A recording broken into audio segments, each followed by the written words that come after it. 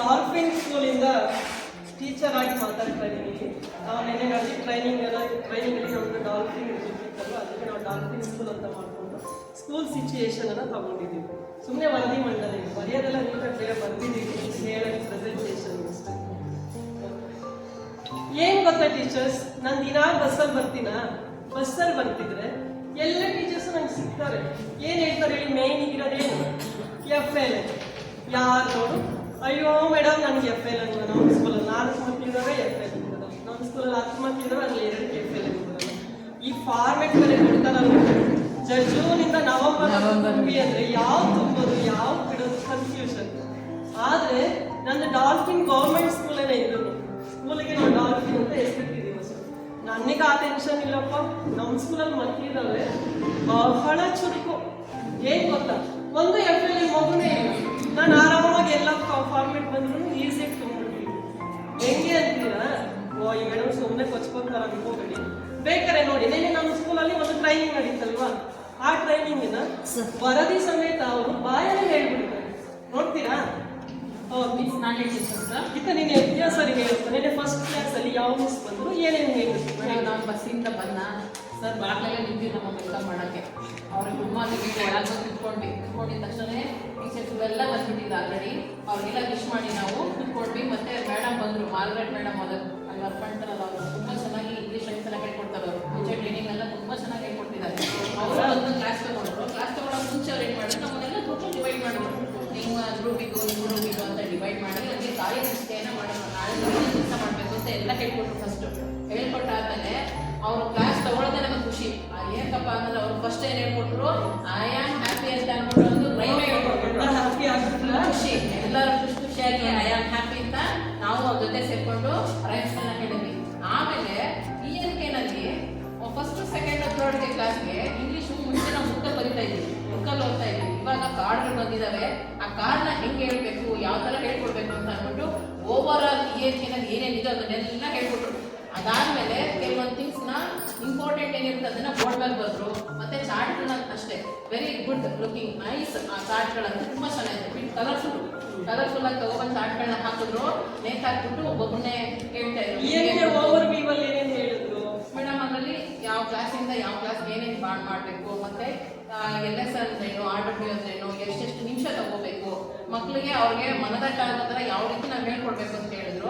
ಅದರಲ್ಲಿ ಫಸ್ಟ್ ಏನಪ್ಪ ಅಂದರೆ ಸೆಗ್ಮೆಂಟ್ ಬರುತ್ತಲ್ಲ, ಅದು TPR ಆಕ್ಟಿವಿಟಿ, ಅದಂತೂ ತುಂಬ ಚೆನ್ನಾಗಿ ಹೇಳ್ಕೊಟ್ರು. ಆ ಟ್ರೈನಿಂಗಲ್ಲೂ ಅಷ್ಟೇ ಅವ್ರು ಯಾವ ಥರ ಫಸ್ಟು ಹೇಳಬೇಕಾ, ಗೆಸ್ಟರ್ಸ್ ಮಾಡಲ್ ಮಾಡಬೇಕಾ, ಅದನ್ನೆಲ್ಲ ಹೇಳ್ಕೊಟ್ಟಂಗೆ TPR ಆಕ್ಟಿವಿಟಿ ಅಂದರೆ ಅದನ್ನ ಹೆಂಗೆ ಮಾಡಬೇಕು, ಅದ್ರಲ್ಲಿ ಏನು ಸ್ಟೆಪ್ಸ್ ಇದೆ ಪ್ರತಿಯೊಂದೂ ನಮಗೆ ಮನದಟ್ಟಾಗ ಹೇಳ್ಕೊಟ್ರು. ನಮ್ಗಂತೂ ತುಂಬ ಖುಷಿ ಆಯಿತು ಮೇಡಮ್. ಅದಾಗ್ತಂಗೆ ಸ್ವಲ್ಪ ಚೇಂಜ್ ಬೇಕಂತ ಅನ್ನಿಸ್ತು. ಅಷ್ಟರಲ್ಲಿ ಒಂದು ಬ್ರೇಕ್ ಬಂತು, ಚಿಕ್ಕದೊಂದು ಬ್ರೇಕ್. ಅಷ್ಟೇ ಟೀ ಬಂದಿತ್ತು ಆಚೆ. ಟೀ ಕುಡಿಯೋಕೆ ಮನೆಲ್ಲರೂ ರೆಡಿಯಾಗಿ ಕುತ್ಕೊಂಡಿದ್ವಿ. ಅಷ್ಟೊಂದು ಮೇಡಮು ನಮ್ಮನ್ನು ನೋಡ್ಬಿಟ್ಟು ಹೋಗ್ರಿ ನೀವು ಟೀ ಕುಡಿದ್ಬಿಟ್ಟು ಬನ್ನಿ ಅಂತ ಹೇಳ್ಬಿಟ್ಟು ನಮ್ಮನ್ನು ಆಚೆ ಕಳಿಸಿದ್ರು. ಈಗ ಒಂದು ಟೀ ಬ್ರೇಕ್. ಅಡವಿಗಳಲ್ಲಿ ಅಲೆದರು ರಾಮಗಿಡದಿಂದ, ಅಡವಿಗಳಲ್ಲಿ ಅಲೆದರು ರಾಮಗಿಡದಿಂದ, ಅಂತಃಪುರದಲ್ಲಿ ಬೆಳೆದರು ರಾವಣ ಒಳ್ಳೆಯವನಾಗಲಿಲ್ಲ, ಅಂತಃಪುರದಲ್ಲಿ ಬೆಳೆದರೂ ರಾವಣ ಒಳ್ಳೆಯವನಾಗಲಿಲ್ಲ. ರಾವಣನ ರಾಜ್ಯದಲ್ಲಿ ಇದ್ದರೂ ಭೀಷಣ ಕೆಡಲಿಲ್ಲ, ರಾವಣನ ರಾಜ್ಯದಲ್ಲಿ ಇದ್ದರೂ ಭೀಷಣ ಕೆಡಲಿಲ್ಲ. ಶ್ರೀರಾಮನ ರಾಜ್ಯದಲ್ಲಿ ಇದ್ದರೂ ಕೈಕೇಯಿಗೆ ಒಳ್ಳೆಯ ಗುಣ ಬರಲಿಲ್ಲ, ಶ್ರೀರಾಮನ ರಾಜ್ಯದಲ್ಲಿ ಇದ್ದರೂ ಕೈಕೇಯಿಗೆ ಒಳ್ಳೆಯ ಗುಣ ಬರಲಿಲ್ಲ. ಎಷ್ಟು ಚೆನ್ನಾಗಿ ನೋಡಿ, ನಮ್ಮ ವ್ಯಕ್ತಿತ್ವ, ನಮ್ಮ ನಡತೆ ಹೇಗಿರ್ಬೇಕು ಅನ್ನೋದು, ನಮ್ಮ ವಾತಾವರಣ, ನಮ್ಮ ಪರಿಸರ ಅದು ಮುಖ್ಯ ಅಲ್ಲ, ನಾವು ಏನಾಗಿರ್ತೀವಿ ಅನ್ನೋದು ಮುಖ್ಯ, ಹೌದಲ್ವಾ? ವೆರಿ ಗುಡ್ ಭಾಗ್ಯ, ಎಷ್ಟು ಚೆನ್ನಾಗಿ ಕಲ್ತ್ಕೊಂಡು ಬಂದಿದ್ರಾ ಸರ್. ಈಗ ಸೆಕೆಂಡ್ ಟೀ ಬ್ರೇಕ್ ಆದ್ಮೇಲೆ ಯಾರು ಹೇಳ್ತೀರಾ? ಯಾವ ಮಿಸ್ ಬಂದ್ರು, ಏನೇನು ಹೇಳಿದ್ರು? ಟೀ ಬ್ರೇಕ್ ನಂತರ ಮಾರ್ಗ್ರೆಟ್ ಮೇಡಮ್ ನಮಗೆ ಗ್ರೀನ್ ಬಾಟಲ್ದು ಒಂದು ಲೈವ್ ಹೇಳ್ಕೊಟ್ಟು ತುಂಬ ಚೆನ್ನಾಗಿ ಎಲ್ಲರನ್ನೂ ಪಾರ್ಟಿಸಿಪೇಟ್ ಮಾಡಿದ್ವಿ. ನಂತರ ಪ್ರತಿಭಾ ಮೇಡಮ್ರವರು ನಮಗೆ ಪ್ರೆಸೆಂಟೇಷನ್ ಸೆಕೆಂಡ್ ಸೆಗ್ಮೆಂಟ್ ಆದ ಪ್ರೆಸೆಂಟೇಷನಲ್ಲಿ ಯಾವ್ಯಾವ ಸ್ಟೆಪ್ಸ್ ಬರ್ತವೆ, 3 ಆಸ್ಪೆಕ್ಟ್ಸ್, ಮೇನ್ ಆಸ್ಪೆಕ್ಟ್ ಬರ್ತವೆ, primary aspects, associate aspect concept, grammar concept ಬಗ್ಗೆ ಹೇಳ್ಕೊಟ್ರು. ಹಾಗೆಯೇ 5 ಮೈನ್ ಸ್ಟೆಪ್ಸ್ ಇದಾವಲ್ಲ, ಇಂಟ್ರೊಡಕ್ಷನು, ಎಕ್ಸ್ಪ್ಲೇನಿಂಗ್, ವೊಕ್ಯಾಬ್ಯುಲರಿ. ಮೇಯ್ನಾಗಿ ಪ್ರೆಸೆಂಟೇಷನಲ್ಲಿ ಯಾವುದಕ್ಕೆ ಇಂಪಾರ್ಟೆನ್ಸ್ ಕೊಡಬೇಕು, ಗ್ರಾಮರ್ ಮತ್ತು ವೊಕ್ಯಾಬ್ಯುಲರಿ ಕೊಡಬೇಕು ಅಂತ ಹೇಳ್ಕೊಟ್ಟು, ಹಾಗೆಯೇ ಎಕ್ಸಾಂಪಲ್ ಈಸ್, ಆರ್ ಎಲ್ಲ ಯೂಸ್ ಮಾಡ್ತಾರೆ, ಅದ್ರ ಬಗ್ಗೆ ತುಂಬ ಚೆನ್ನಾಗಿ ನಮಗೆ ಅರ್ಥ ಆಗೋ ರೀತಿ ತಿಳಿಸ್ಕೊಟ್ರು.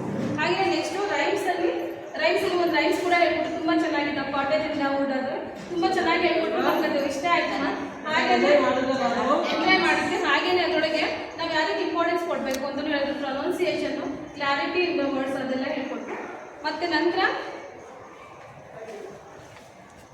ಆಮೇಲೆ ಎಲ್ಲರೂ ಊಟದ ಅಷ್ಟೊತ್ತಿಗೆ ಸ್ಟೆಪ್ಸ್ ಪ್ರಕಾರ ಹೇಳಬೇಕು. ಹಾಗೆಯೇ ಡಿಸೈಡ್ ಮಾಡಬೇಕು ಅಂತ ಇದು ಸಿಂಗಿಂಗ್ ಟೈಪಲ್ಲಿ ಹೇಳ್ಕೊಂಡು ಡಿಸೈಡ್ ಮಾಡಬೇಕು ಅಂತಲೂ ಹೇಳ್ಕೊಟ್ರು. ನಂತರ ನಮ್ಮ ಶಾಲೆಯಲ್ಲ ನಾವು 12:30ಗೆ ಮಕ್ಕಳಿಗೆ 12:50 ಬಿಟ್ಬಿಡ್ತೀವಿ ಊಟಕ್ಕೆ. ಅದು 1:30 ಹತ್ತನಿಗೆ ನಮಗೆಲ್ಲ ಊಟದ ವಿರಾಮ ಕೊಟ್ಟರು. ನಂತರ ನಾವೆಲ್ಲ ಊಟಕ್ಕೆ ಹೋದ್ವಿ. ನಾನು ಅಂದರೆ 12:50 ಬಿಟ್ಟಿದ್ದಪ್ಪ, ಹೊಸ ಮಿಸ್ ಬಿಡ್ತಾರ ನೋಡಿ 1:30 ಬಿಟ್ಟವರು. ಸರಿ ಬಿಡಿ, ಏನು ಮಾಡೋದು ಅಂತ ಹೇಳಿ ಅಡ್ಜಸ್ಟ್ ಮಾಡ್ಕೊಳ್ಳೋಣ. ಓಕೆ, ಈಗ ಲಂಚ್ ಬ್ರೇಕ್.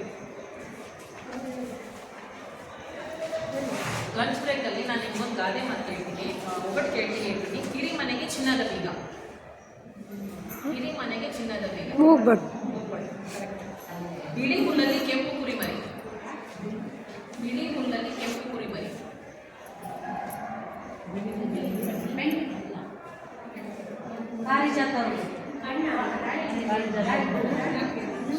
ಏನ್ ಗೀತಾ ಒಳ್ಳೆ ಒಳ್ಳೆದು ಕೆಂಪು ಕುರಿಮರಿ.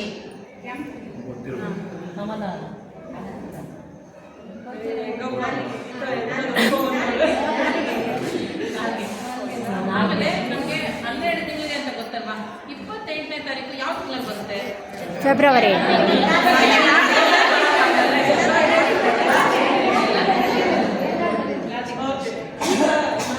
ವಸಂತನಿಗೆ ಇವಾಗ ವಾಯ್ಸ್ ಥ್ರೋಟ್ ಇನ್ಫೆಕ್ಷನ್ ಆಗ್ತಿದೆ. ಪಾಪ ಅವಳು ಇನ್ನೂ ಚೆನ್ನಾಗಿ ಹೇಳೋ ಹುಡುಗಿನೇ, ಆದರೆ ಇವಾಗ ಅವಳು ಸದ್ಯಕ್ಕೆ ಆಗಲ್ಲ ಅಂತಿದ್ದು ಅವಳೇನೋ ಅಂತ ನಿಮಗೆಲ್ಲ ಹೇಳ್ತಾನೆ ಹೇಳ್ತೀನಿ.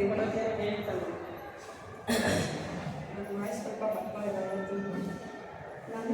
ಅವ್ರು ಯಾಕೆ ಹೇಳ್ತಿದ್ದಾರೆ ಗೊತ್ತಾ, ಮತ್ತೆ ಅವಳೇನೋ ಎಫ್ಐಆರ್ ಬಂದ್ಬಿಡ್ತಾರೆ, ನೀವು ಅನ್ಕೊಂಡ್ಬಿಡ್ತೀರ ಅಂತ ಹೇಳ್ತಾರೆ. ಆರೋಗ್ಯದಿಂದ ಕೈ ಚೆಲ್ಲುವುದು ಸುಲಭ, ಆದರೆ ಕೈ ಚೆಲ್ಲುವ ಕ್ಷಣದಲ್ಲಿ ಏನೇ ಆದರೂ ಕೈ ಚೆಲ್ಲಲಾರೆ ಗುರಿ ತಲುಪುವೆ ಎಂದು ನಿರ್ಧರಿಸುವುದು ನಿಜಕ್ಕೂ ಅರ್ಥಗರ್ಭಿತ ಹಾಗೂ ನಿರ್ಣಾಯಕ. ಇದೊಂದು ನಿರ್ಧಾರಕ್ಕೆ ನಮ್ಮನ್ನು ಗೆಲುವಿನೆಡೆ ಕರೆದೊಯ್ಯುವ ಸಾಮರ್ಥ್ಯವಿದೆ. ಶುಭ ಮುಂಜಾನೆ ಎಲ್ಲರಿಗೂ ಒಳ್ಳೆಯದಾಗಿ.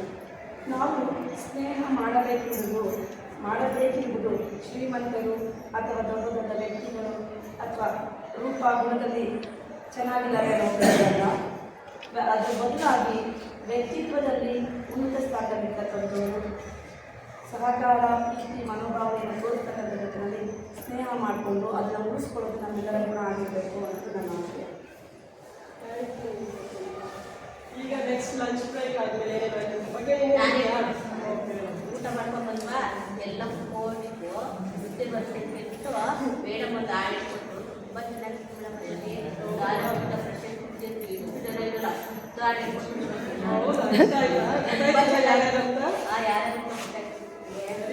ಆಮೇಲೆ ಕಲಿತು ಯಾವ ಮಿಸ್ ಹೇಳ್ಕೊಟ್ಟಿದ್ಯಾ?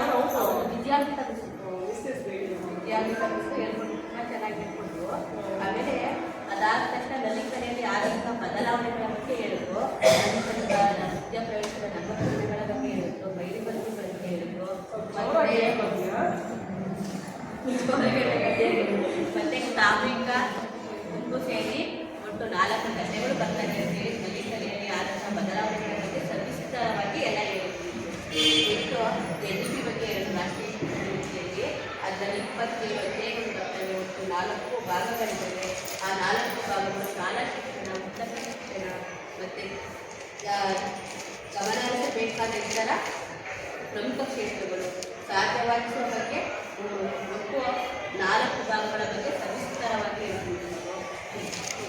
ಭಾರತ ಬಗ್ಗೆಯೂ ಹೇಳಿದ್ರು. ಮತ್ತು ಮಕ್ಕಳು ಯಾವ ವಯಸ್ಸಿನ ಶಿಕ್ಷಣವನ್ನು ಪ್ರಾರಂಭ ಮಾಡಬೇಕು, ಎಲ್ಲಿವರೆಗೂ ನಾವು ಅವ್ರಿಗೆ ಶಿಕ್ಷಣವನ್ನು ನೀಡಬೇಕು ಅಂತ ಸಹ ಹೇಳಿದ್ರು. ಈಗ ಮತ್ತೆ ಕಾಫಿ ಬೇಕಂತ ಎಲ್ಲರಿಗೂ. ಈಗ ಒಂದು ಕಾಫಿ ಬಿಸಿ, ಬೆಳಿಗ್ಗೆ ಟೀ ಬಂದಿತ್ತಲ್ವಾ, ಈಗ ಕಾಫಿ ಬಂತು. ಸೊ ಈಗ ಒಂದು ಕಾಫಿ ಬ್ರೇಕ್. ಕವಿತಾ ಒಂದು ಹಾಡು ಹೇಳುವ ಬರೀ ವರದಿ ಕೇಳಿ ಸಾಕಾಯ್ತು. ಸೊ 2 ಸಾಲ ಹೇಳುವ. ಈ ಸೃಷ್ಟಿಯಂಥ ಚೆಲುವಿನಾಲಯ, ಸೌಂದರ್ಯದ ಈ ನೆಲೆ ದೇವಾಲಯ. ಈ ಸೃಷ್ಟಿಯಂಥ ಚೆಲುವಿನಾಲಯ, ಸೌಂದರ್ಯದ ಈ ನೆಲೆ ದೇವಾಲಯ. ಝಳ ಝಳ ಝಳ ಹರಿವ ನೀರಧಾರೆ, ಫಳ ಫಳ ಫಳ ಹೊಳೆವ ಕೋಟಿ ತಾರೆ. ಸಂಜೆ ಮುಗಿಲ